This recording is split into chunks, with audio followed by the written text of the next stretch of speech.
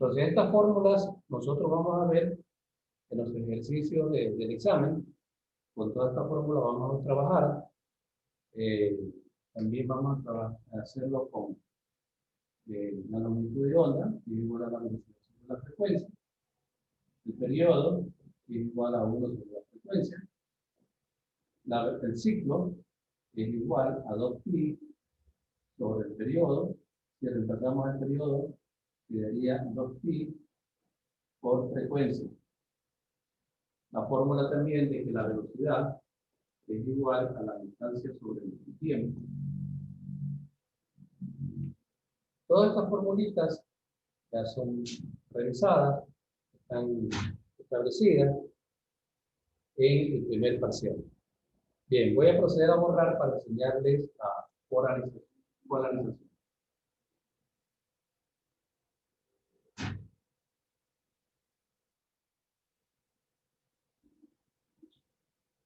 El sonido que es de personas que salen del sistema. A ver, en la polarización, a ver, en la onda normal, lo hacemos en el plano bidimensional. Es decir, desde Y hasta X. Por ahí ingresa una onda, otra y otra. Esa es una onda, ¿no? Normal, de la que nosotros estamos estudiando, que tiene cresta y valle. Entonces, entre cresta y cresta hay longitudinales, entre valle y valle hay una longitudinal. Entre un valle y una cresta que hay, un ciclo, ¿no? El ciclo de la onda que es igual a 2pi sobre el periodo. Cuando la onda proviene desde Y, ¿no? Decimos que eso es igual a la función de X con relación a T. Y esto es igual al coseno de 2pi por el periodo de la onda. Pero si la onda iniciara aquí, en el origen, sería igual a la función de X con relación a T es igual al seno de 2pi por T. Entonces, esto se refiere a la ecuación de la onda. En ese tema no hemos ahondado porque este contenido no conta, ¿no? Pero se los hago como referencia. Luego estudiamos en el plano tridimensional la onda, es decir, en vez de Z, X y Y. Entonces, cuando la onda viaja desde aquí, pasa por aquí, atraviesa, sigue y sigue. ¿Qué sucede? Que la onda va creciendo, pero también hay otra onda que crece contra ella.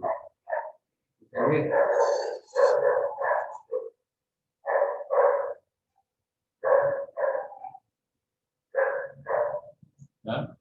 Ese crecimiento se debe a la onda electromagnética. Es decir, que las flechas hacia arriba son partes eléctricas y las flechas hacia abajo son partes magnéticas. Esto es nada más y nada menos como que si la onda viajara en un plano de 90 grados. Aquí tenemos una onda, que sería esta parte. Y luego tenemos otra onda, ¿no? Que sería esta, que viaja así. Entonces, la una es eléctrica y la otra es magnética. ¿Qué forma aquí? Un ángulo. ¿Un ángulo de cuánto? De 90 grados. Siempre van a ir formando un ángulo de 90 grados, aunque roten, vayan rotando. Esa rotación se llama una polarización de la luz. ¿Ah? La luz es una onda, ¿no? Como ustedes ya saben, de la luz. Cuando se encuentra con una rejilla, solamente atraviesa una de las dos polarizaciones. Nunca ingresan las dos. Porque estas polarizaciones que suceden así están de manera vertical y también de manera horizontal. Cuando viajan así. Pero cuando se tocan con una rejilla o una rendija que tiene, estas son las rendijas, entonces pasaría en cuál, esta o esta. pasaría esta porque debe pasar la que es igual. Pero si la rejilla tiene de manera horizontal, entonces pasaría en esta. Ese comportamiento va a ser establecido o va a ser utilizado por una muestra problema cuando la luz que se polariza toma una onda, un tipo de onda. Entonces, vamos a suponer que yo tengo un tubo de un polarímetro, porque la polarización se lo aplica para medir la rotación óptica. Entonces, para medir la rotación óptica, nosotros nos valemos de este símbolo. Esta rotación óptica o rotación específica es igual al ángulo rotado, ¿no? O a la rotación óptica dividido para la concentración por la longitud. Entonces, esta polarización, este fenómeno de la polarización sirve para medir mezclas racémicas. Es decir, mezclas que en su constitución química tienen dos isómeros. Voy a poner mezclas racémicas. En química orgánica van a ver, o ya están viendo, de dos formas, dos isómeros. D significa positivo y L significa negativo. Esta se llamará de estrógeno. Y esta acá se llamará de óxido. Nosotros vamos a estudiar estos dos tipos de moléculas en este tubo. Entonces aquí le ponemos una solución racémica. Entonces, estas vibraciones van a pasar aquí.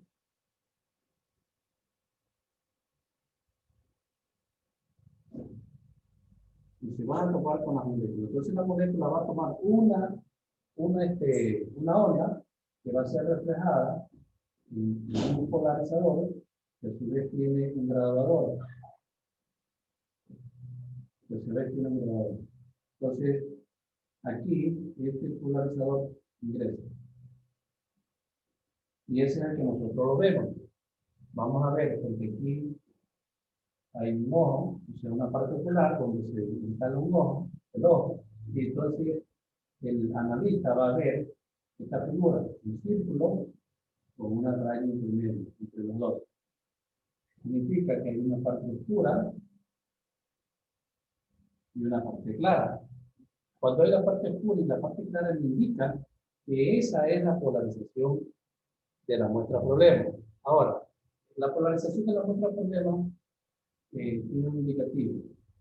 Cuando la onda gira hacia la derecha, estamos hablando de que tenemos una molécula de esta. O sea, en sentido positivo.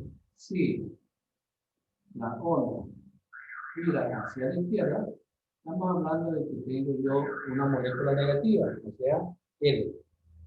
Ese comportamiento de positivo y negativo me va a permitir saber cuál va a ser el ángulo de rotación. O sea, lo que yo trato de medir aquí es el ángulo de rotación de la molécula con respecto a la polarización.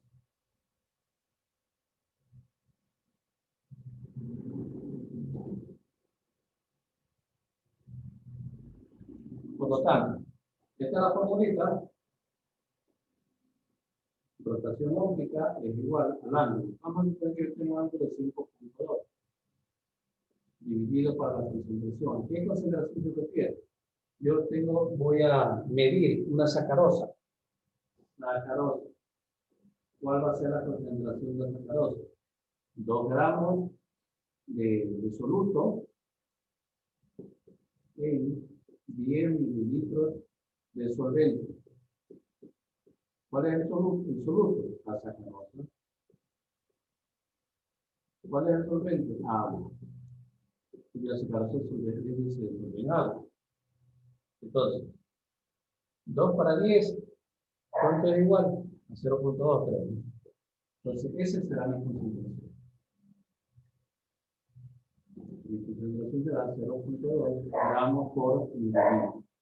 Por L. L es el tubo del polarímetro. Ese tubo mide un decímetro. Y decimos que por cada 10 centímetros hay un decímetro. Entonces, por 1 decímetro. Dividimos esto para esta información y yo tengo mi rotación óptica. Vamos a suponer, este dato supuesto,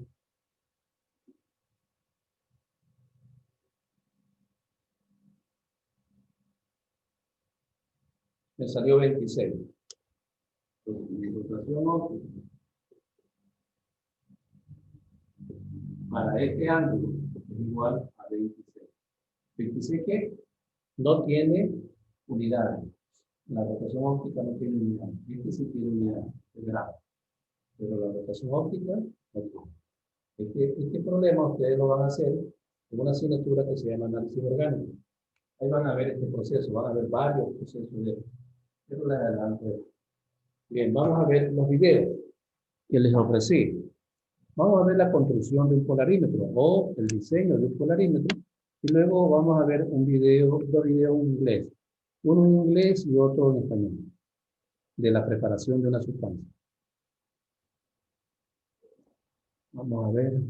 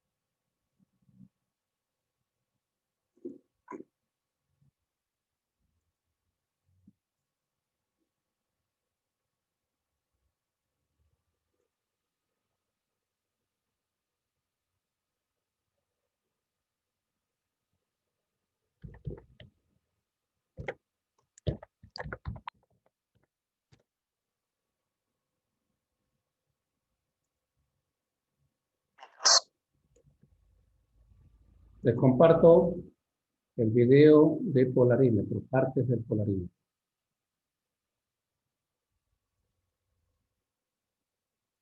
Para empezar, nos vamos a referir a este. Lo primero que tenemos que tener en cuenta es que aquí delante encontramos el interruptor para encender el equipo.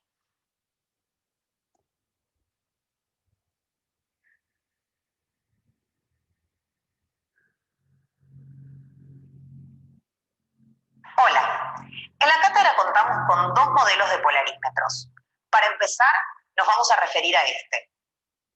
Lo primero que tenemos que tener en cuenta es que aquí delante encontramos el interruptor para encender el equipo. En este otro extremo está la lámpara de sodio, que será la fuente de luz para el polarímetro. El interruptor debe ser activado alrededor de 10 minutos antes de comenzar el trabajo práctico para lograr la estabilidad de la fuente de luz. A continuación, en el cuerpo del polarímetro, encontramos contenido el tubo portamuestra. El tubo portamuestra tiene dos características muy importantes. La primera son estas arandelas en sus extremos que permiten cerrar el tubo herméticamente de modo de no perder la muestra.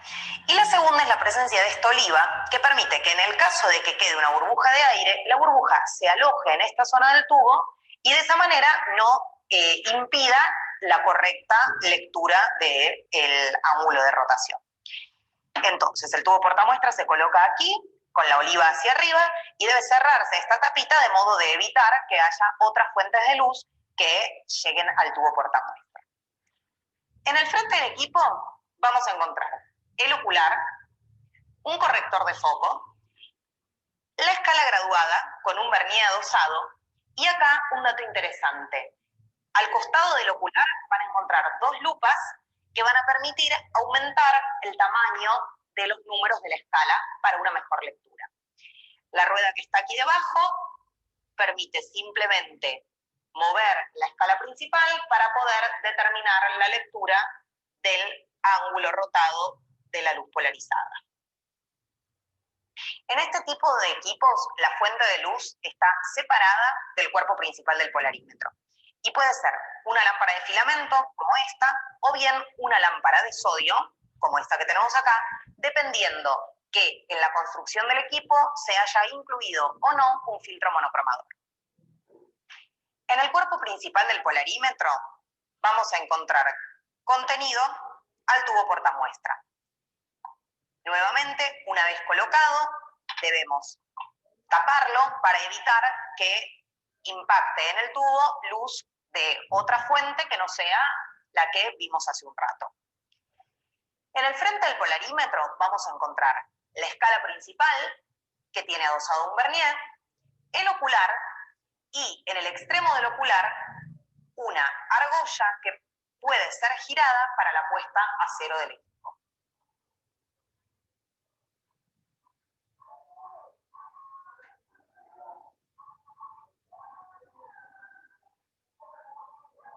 Hola, ¿qué tal amigos? ¿Cómo están? Bienvenidos una vez. Ahora que hemos entendido el concepto de actividad óptica, vamos a hacer algunos cálculos distintos. Así que si tenemos, por ejemplo, como en este problema, cuando tenemos 0.3 gramos de colesterol natural y es disuelto en 15 mililitros de cloroformo y colocado en un tubo polarímetro de 10 centímetros, la rotación observada a 20 grados Celsius es de menos 0.63. Aquí tenemos un par de enantiómeros. Del lado izquierdo tenemos R-carbona y del lado derecho S-carbona. Estos dos compuestos tienen el mismo punto de fusión, el mismo punto de ebullición y la misma densidad, pero también tienen algunas diferencias importantes. La R-carbona se encuentra en el aceite de hierbabuena. La R-carbona huele a hierbabuena, mientras que la S-carbona se encuentra en el aceite de comino. Huele a comino. Es muy impresionante cómo nuestra nariz puede decirnos la diferencia entre estos dos enantiómeros. Otra diferencia importante es su actividad óptica. Verán, los enantiómeros presentan un comportamiento diferente cuando se les expone a la luz polarizada. Les explicaré. Aquí tenemos luz no polarizada, que normalmente es una lámpara de sodio. Por eso escucharán hablar de la línea de sodio, que es una longitud de onda de 589 nanómetros. Ahora, esta luz no polarizada pasará a través de un filtro. Y observen que este filtro tiene unas rendijas verticales. Así que solamente la luz que se encuentre en el plano vertical podrá pasar a través de los filtros verticales. Es decir, nosotros tenemos un plano de luz polarizada y este plano pasará a través de un tubo. Este es el tubo del polarímetro. Tubo del polarímetro. Adentro de este tubo tenemos una solución de un compuesto ópticamente activo. Imaginen que aquí tenemos nuestra solución. El compuesto está disuelto en algo. Ahora, el plano polarizado rotará al chocar con el compuesto. Imagínense que este plano, que inicialmente se encuentra vertical, empieza a rotar y entre más choca con las moléculas, más rota. Así que cuando sale del tubo se encuentra en un ángulo diferente al que tenía antes. Y bueno, después tenemos el analizador. Este es el analizador. Supongamos que nuestros ojos se encuentran aquí. Estamos observando el analizador y digamos que el analizador empezó con las rendijas verticales, justo como las del filtro. Pero así no podría pasar este plano de luz, así que necesitamos rotar el analizador como lo tenemos en el dibujo, para que el plano de luz pueda pasar. Así las rendijas van en esta dirección y el plano podrá pasar a través de ellas. Entonces, necesitamos rotar el analizador hacia la derecha para que el plano pueda pasar y este ángulo que llamaremos alfa es la rotación observada. Rotación observada. En este caso, necesitamos rotar el analizador hacia la derecha. Supongamos que empezamos en posición vertical y el plano de luz al chocar con el compuesto rotó hacia la derecha. Esto significa que también rotamos el analizador hacia la derecha. Por lo tanto, tenemos una rotación observada positiva, que también se conoce como rotación destrógira. Destrógira. Pero, ¿qué pasaría si el plano de luz rotara hacia la izquierda? Bueno, nuevamente empezamos en posición vertical, pero ahora el plano de luz rotó en esta dirección, así que necesitamos rotar el analizador hacia la izquierda. La rotación observada es negativa. A esta rotación se le conoce como levógira. Levógira. Ahora, la rotación observada alfa depende del número de moléculas golpeadas por la luz polarizada. Por ejemplo, supongamos que aumentamos la concentración, dibujaré más puntos. Esto significa que la luz rotará aún más. Empieza en posición vertical, pero choca con más moléculas. Así que al rotar más, cambiará la rotación observada. Entonces, si duplicamos la concentración, duplicamos la rotación observada. Y bueno, otra forma de cambiar la rotación observada es cambiando la longitud del tubo. Vamos a llamarle L. Si mantenemos la misma concentración, pero duplicamos la longitud del tubo, duplicaremos la rotación observada, porque cuando el tubo es más largo, la luz choca con más moléculas. Ok. Ya con estas ideas de rotación observada, concentración y longitud del tubo, tratemos de obtener una ecuación. Vamos a ver. Tenemos la rotación observada alfa, que se mide en grados. Porque si algo rota, podemos medir el ángulo. Entonces, medimos este ángulo de rotación en grados. Y vamos a dividir la rotación observada entre la concentración que tenemos adentro del tubo. La concentración la mediremos en gramos por mililitros. Y esto lo vamos a multiplicar por la longitud del tubo L, que se mide en decímetros. Con esto podemos calcular la rotación específica, que se escribe como alfa entre corchetes. Esta es la rotación específica. Lo más importante es que esta rotación específica es una constante. La rotación observada puede cambiar dependiendo de la concentración y la longitud del tubo, pero al dividir la rotación observada entre la concentración por la longitud, obtenemos una rotación específica, que al ser constante es muy útil porque podemos buscar las rotaciones específicas de ciertos compuestos. Por ejemplo, podemos buscar la rotación específica de la S-carbono. Bueno, aunque también depende de la temperatura y la longitud de onda. Por eso necesitamos especificar la temperatura aquí y la longitud de onda acá. Para la S-carbona a 20 grados, lo escribiré por acá. La rotación específica de la S-carbono a 20 grados Celsius y usando la línea T de sodio es igual a más 61. Esta es la rotación específica de la S-carbono. En general, la rotación específica no tiene unidades, por eso no escribí algo más, aunque algunas veces pueden llegar a encontrarlos en grados, pero voy a quitarlo porque los grados se usan en la rotación observada.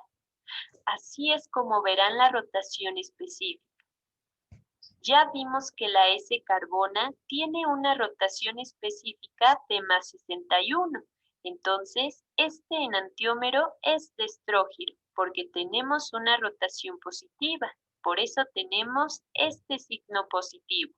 Pero por otro lado, la R-carbona tiene una rotación específica de menos 61. Así que este enantiómero es levógiro. Tenemos una rotación negativa y por eso ponemos este signo negativo. Ahora, observen la diferencia en las rotaciones específicas. Los enantiómeros tienen rotaciones específicas que son de la misma magnitud. En este caso tenemos 61 y 61, pero son de diferente signo. Este es negativo y este es positivo. Louis Pasteur fue el primero en descubrir esta relación. Seguramente fue muy interesante. Ahora, quiero señalar que la configuración R y S no tienen nada que ver con el signo negativo o positivo. El hecho de que este sea S no tiene nada que ver con que sea positivo. R y S solo es la configuración que se le asigna al centro quiral, mientras que los signos positivo y negativo de las rotaciones específicas se determinan experimentalmente. Como ya vimos, los compuestos quirales son ópticamente activos, pero los compuestos aquirales no lo son.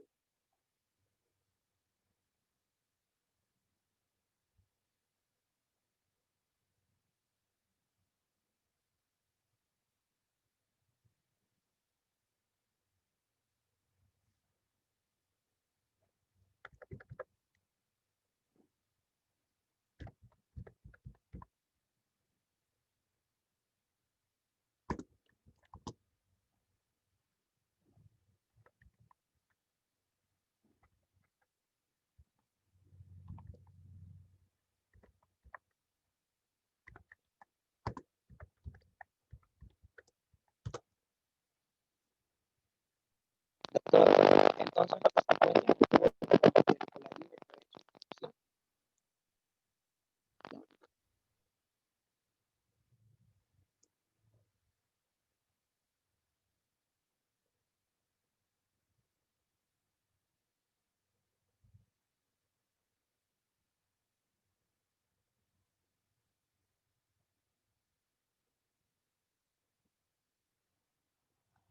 Polarimetry is used in chemistry in a variety of ways.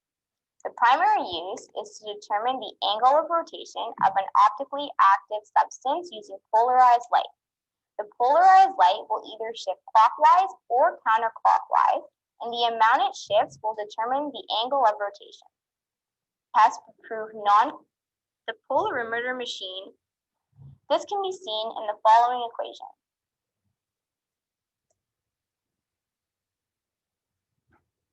The polarimeter machine will be turned on by your TA prior to the beginning of the lab.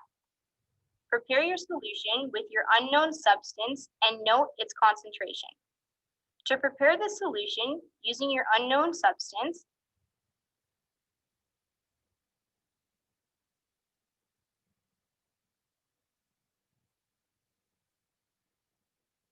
of enantiomers in that they will provide identical melting point. The specific rotation value is dependent on a variety of factors, mainly the concentration of the substance used and the length of the tube placed in the polarimeter machine. This can be seen in the following equation.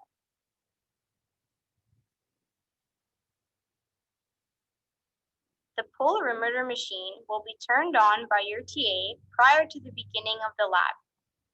Prepare your solution with your unknown substance and note its concentration. To prepare the solution using your unknown substance, weigh out the desired mass of substance and using a funnel, transfer it to a volumetric flask. Rinse the weighing tray and funnel using deionized water.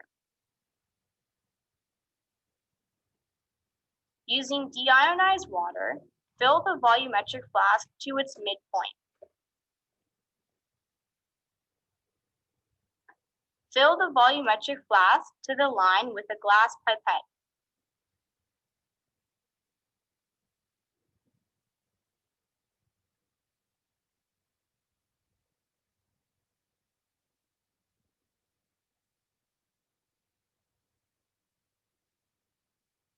Stopper the flask. Dissolve the solid by shaking the volumetric flask up and down.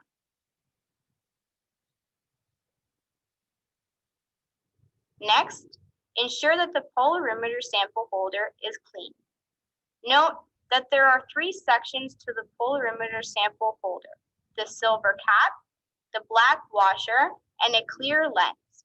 Be careful not to break the lens. Rinse the sample holder with deionized water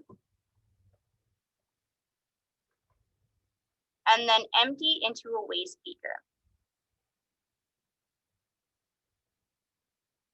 Next, use deionized water to calibrate the machine.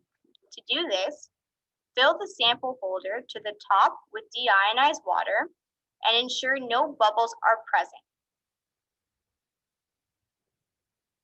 If there are bubbles present, tilt the sample holder to ensure the bubbles are in the curved part of the holder and not in the top or bottom of the sample holder. Next, open the hatch of the polarimeter and place the sample holder into the tube opening and then close the hatch again. To calibrate the machine, ensure that there is a uniformly colored circle visible through the eyepiece. Note that the inner and outer zeros on the vernier scale are aligned, which shows that the machine has been calibrated. Next, discard the deionized water in the waste beaker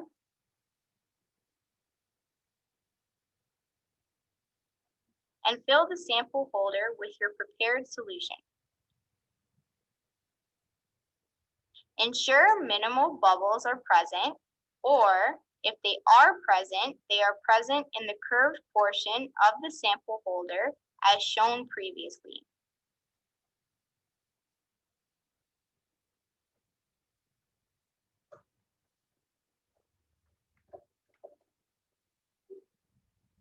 Place the sample holder back in the machine and begin to take the reading.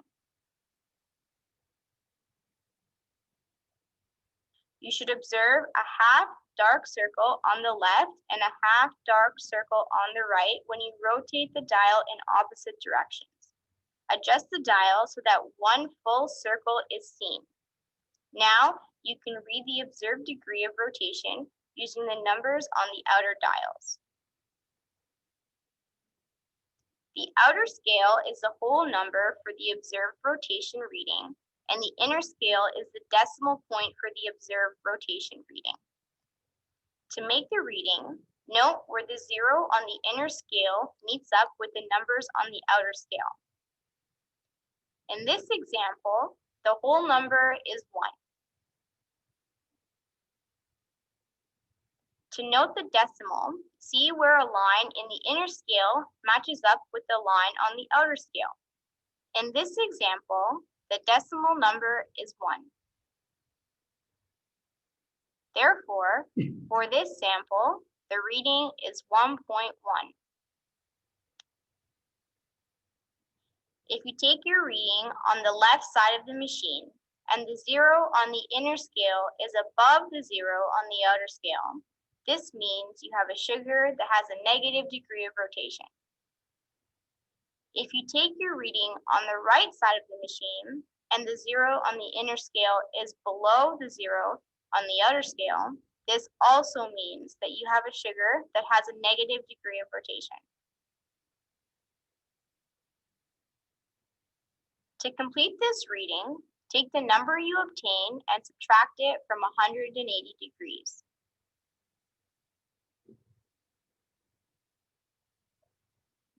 When you find your observed optical rotation value, you are able to solve for the specific rotation using equation 1.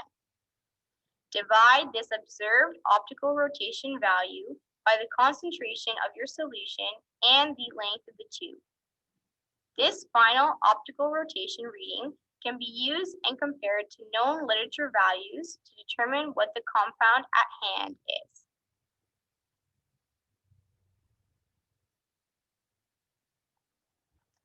As you can see from this tutorial,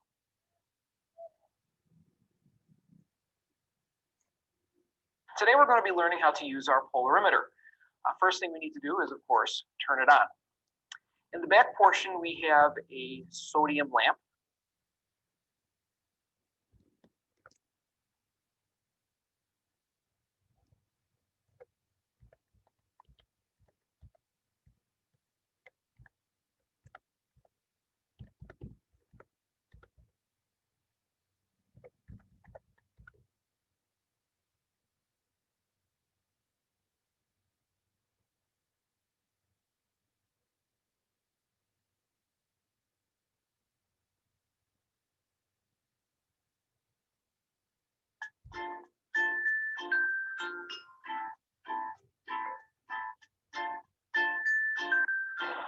Estaremos viendo cómo realizar medidas en un polarímetro.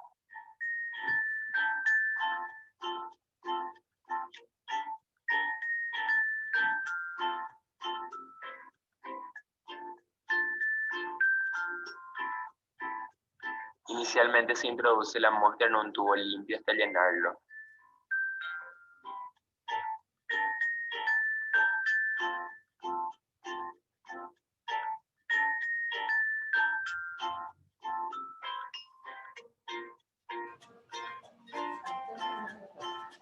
El tubo contiene una panza que sirve para ubicar allí las posibles burbujas que se puedan formar. Si las burbujas entran en la parte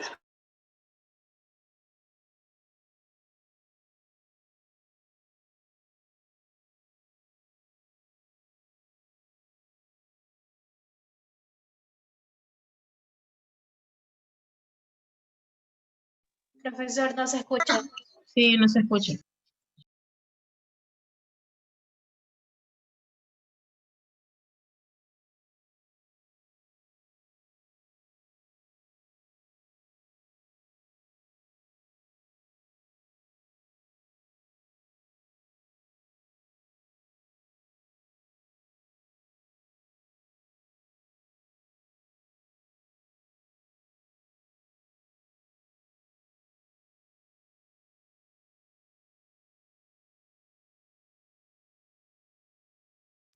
Lo que usted silenció su micrófono se dejó de escuchar. No sé si eso tenga que ver.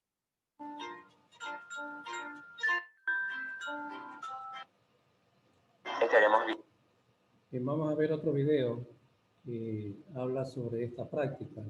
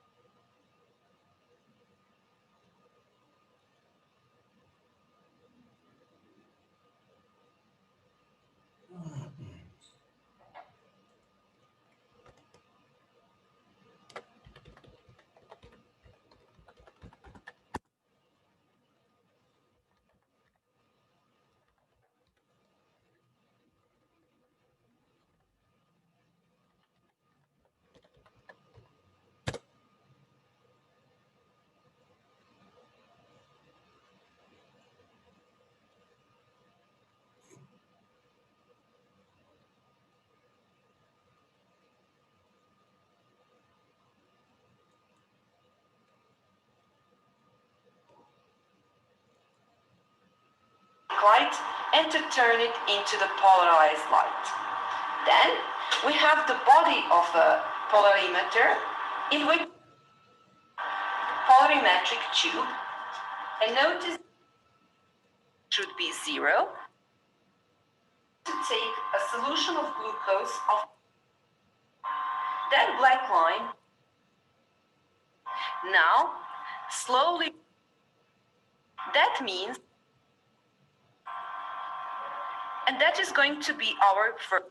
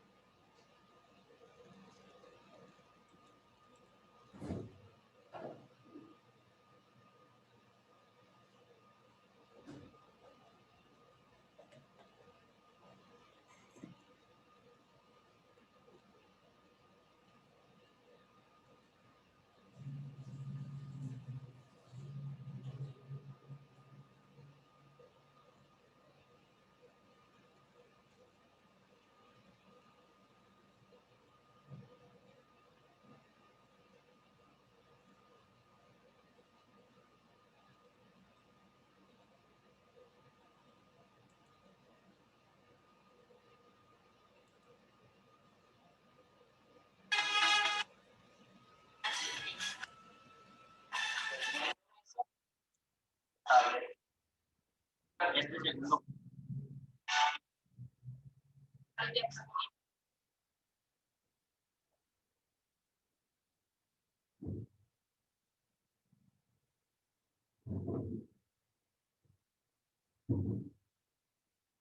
Todos, el siguiente es hacer, ya que y tenemos compuesto quiral, por lo cual tiene dos enantiómeros, que es la misma fórmula, solamente tiene diferente dos enantiómeros. Tenemos los dos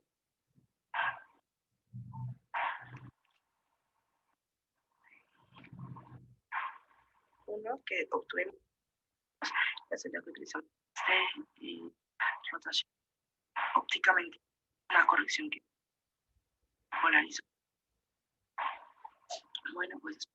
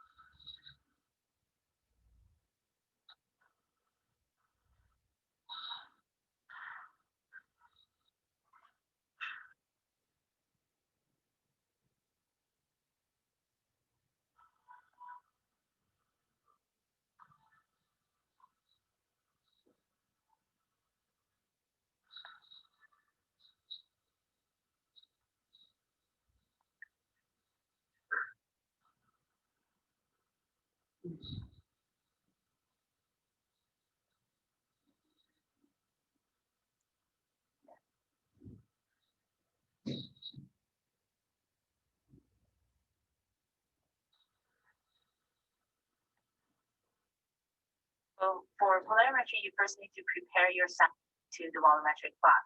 You should then pour deionized water through the funnel neck of the flask into to the top with. Bien, esos son los videos que nosotros hemos podido conseguir. Parece que ya se ocultaron uno que estaba en español, o no lo encuentro. Pero la idea es, como ya les expliqué en la pizarra, que es hallar la concentración de una sustancia química que tenga en su capacidad sea racémica. Entonces ustedes van a investigar de 3 tipos de sustancias, de dextrosa, sacarosa y lactosa. Van a encontrar solamente esto, nada más. La rotación óptica o específica de esas 3 muestras, dextrosa, lactosa y sacarosa. De esas 3, indican cuánto es la rotación óptica. Y aparte también tienen que hacer el proceso que indicaba el experimento, ¿no? O sea, tienen que dibujar el polarímetro, hacer la imagen del polarímetro, las partes del polarímetro, y el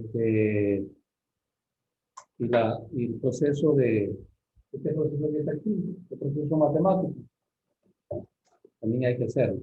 En cualquiera de esas sustancias pueden encontrar la información aquí en YouTube de esas 3 sustancias, y en una de ellas hacer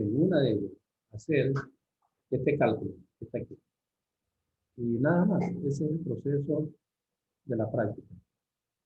Voy a atender un chat. Permiso, por favor.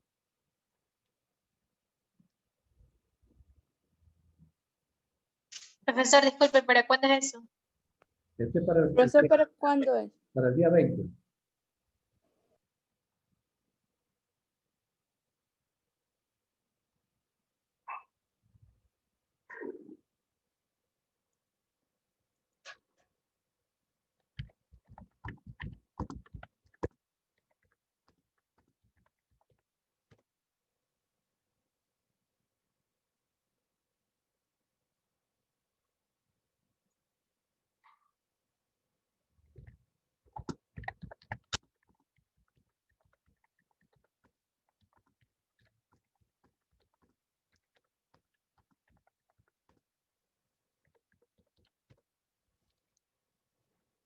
Bien. Entonces, ¿alguna pregunta respecto a este tema de polarización? Polarización de la luz. ¿Alguien tiene alguna pregunta? ¿Quiere ampliar la pregunta? Se les recuerda a todos los estudiantes de este paralelo como los demás paralelos que pueden hacerme consulta por WhatsApp a mi teléfono. Ustedes ya saben mi teléfono, mi número telefónico. Pueden hacer consultas al chat y consultas al Moodle. En cualquier momento, dentro de las jornadas de clase, yo puedo asistir a ese tipo de consultas.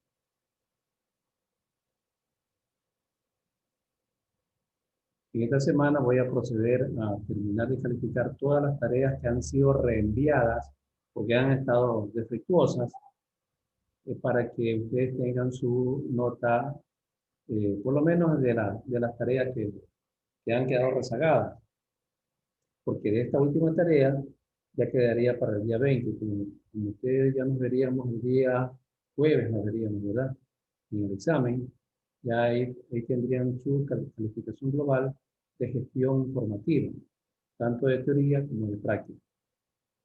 Yo ya les tendría toda la información para que ustedes ya accedan a su calificación final.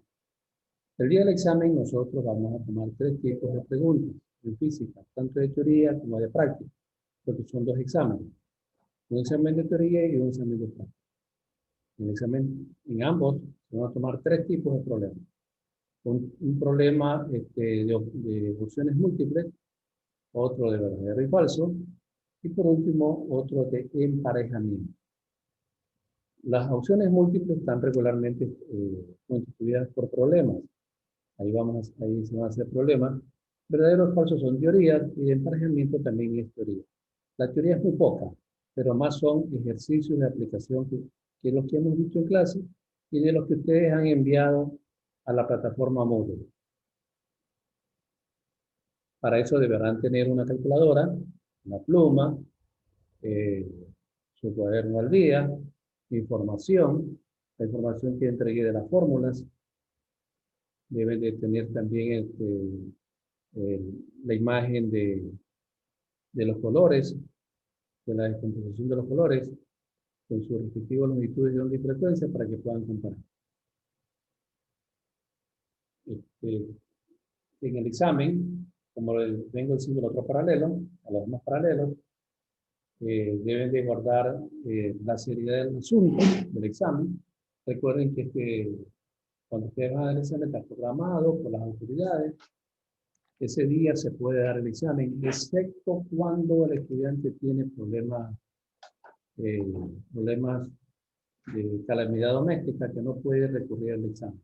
O tiene problemas de conectividad. Entonces, ahí ustedes tienen que hacer una solicitud a la autoridad para que les autorice, se abra la apertura de este recurso de examen y se pueda otorgar su examen. El otro caso es cuando los estudiantes están en el aula, dicen presente a la asistencia y luego se van y ya no aparecen. Y es más, no entregan los resultados, se llevan al examen. Después de unos 10, 15 días que se abre nuevamente la plataforma, ahí quieren intentar guardar el examen. Eso es peligroso porque se ha probado de que cuando hace eso, es a través de un caché, el sistema se puede quedar sin notas. Todos los estudiantes pueden quedarse sin notas cuando un estudiante ingresa en la fecha que no le corresponde o que se llevó el examen y pensó de que esa es la manera de actuar. Hay reglamentos al respecto donde se ejecutan acciones disciplinarias. Entonces, yo en todo caso les aconsejo que si no tienen conectividad y van agregando los resultados, eso ya se va quedando guardado en la plataforma. No se borra, pero se queda guardado ahí. De tal manera que ustedes deben de entregar todos sus resultados finales a la plataforma para que quede ahí impreso. Ese mismo día yo imprimo el acta de examen y con eso cualquier reclamo yo ya tengo aquí mi acta. El día del examen es verdad que yo tengo que decirle la nota, pero si yo observo que en el acta falta un estudiante, no le digo a nadie la nota. Simplemente ustedes ya la saben, ya la conocen, porque el examen está preparado para eso. Una vez que ustedes terminan el examen, ya saben su calificación. Si no ocurriera eso, ahí sí tengo que decirles su calificación. Preguntas al respecto, estudiantes.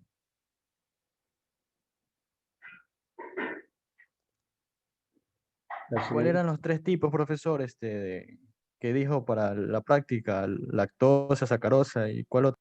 Lactosa, dextrosa y sacarosa. Ah, ya, listo. Son carbohidratos. Ustedes van a trabajar con carbohidratos. No van a trabajar con otros. Díganme. De las que díganme. Pueden ser con cualquiera de las 3 sustancias que trabajemos en el informe. No, solamente con las que les estoy diciendo. Lactosa, dextrosa y sacarosa. Ah, claro. El ejercicio lo pueden hacer con cualquiera de las 3. Claro. Ah, ya, listo. Gracias. El ejercicio es una cuestión representativa de la práctica.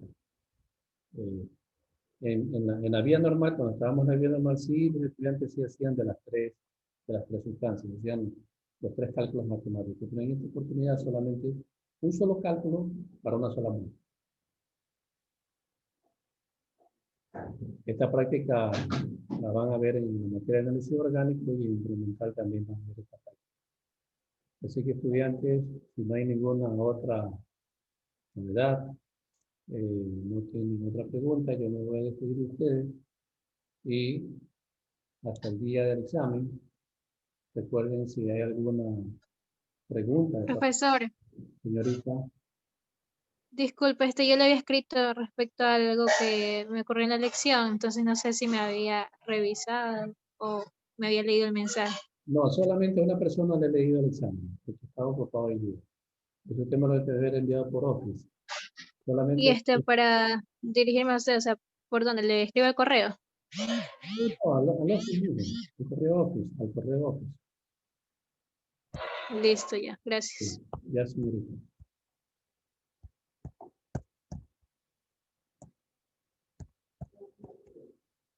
Bueno, hasta luego, estudiantes. Gracias por su atención.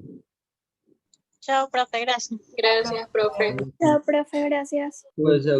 Estudien y la calculadora, revisen la pila, porque pilas viejas, ya no vale la calculadora, le da resultados falsos. ¿Ah? Revisen la calculadora, la pila, cambien la pila, ajusten la calculadora para que le dé resultados precisos. Gracias a todos. Hasta luego. Profe. Vallejo, dígame. Profe, no, es que le iba a decir porque el día jueves que usted dice que tenemos examen con usted, ya, no vaya a poner ejercicios difíciles porque tenemos bastantes exámenes ese día. No, que los ejercicios son los mismos que ustedes han practicado en la clase y los que han enviado para tarea. No hay ejercicio revocado. Ya, profe, ya. Listo, gracias. Orden.